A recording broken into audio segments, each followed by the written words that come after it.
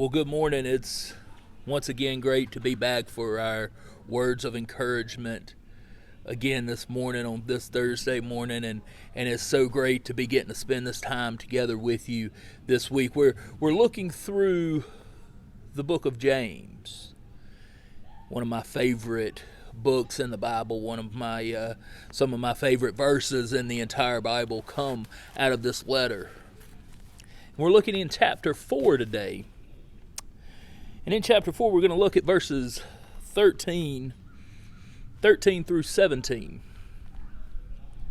It says, "Now listen, you who say, today or tomorrow we will go to this or that city, spend a year there, carry on business and make money. Why? You don't even know what will happen tomorrow. What is your life? You are a mist that appears for a little while and then vanishes. Instead, you ought to say, if it is the Lord's will, we will live and do this or that. As it is, you boast and brag. All such boasting is evil. Anyone then who knows the good he ought to do and doesn't do sins." Anyone that knows the good they should do and they don't do are sinning. That's what James is telling us here. He's telling us not to brag because tomorrow's not guaranteed. There is no guarantee that we get to see tomorrow. There's no guarantee that the plans that we have made are the plans that God has for us. That can sometimes be difficult in our life, can it not? We look at how we want to plan things out, how we want to be in control. I think we're wired that way as human beings to be in control and be able to plan out every little detail of our life is what we try to do. James is telling us here that we shouldn't look at it that way, that we shouldn't plan it that way. In fact, we should say that if it's God's will, we will get to do this or that. We'll get to do these different things, but it's what God wants, not what we want. We have problems with that a lot of times. We have problems with that because we like the control.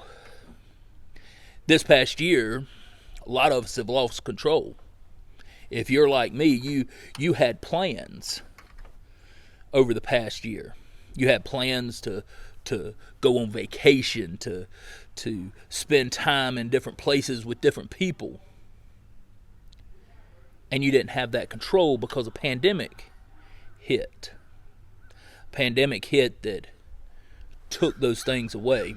For me, it's been very difficult personally to see these things that I look forward to every single year, these trips, these vacations, slowly fade away. Even the things that give us life as humans, the things that excite us every single day, were slowly pulled away out of safety because of the pandemic. Going to church on Sunday morning turned into a virtual experience at home. Going to work turned into a virtual experience at home. Seeing friends turned into a virtual experience at home. The plans that we had made changed. We like to look and say what our plans are, but we see, especially after this year, how quick God can have those plans change, how quick the ideas can change. Our control is only in our mind. It's ultimately up to God what we're going to do. It's up to God on where we're going to move in life. And so in everything that we do, just like James says, we should say, if it is God's will, then we'll do it. If this is God's plan, then we'll do it. That can be difficult. And we know that. We know that we struggle with that.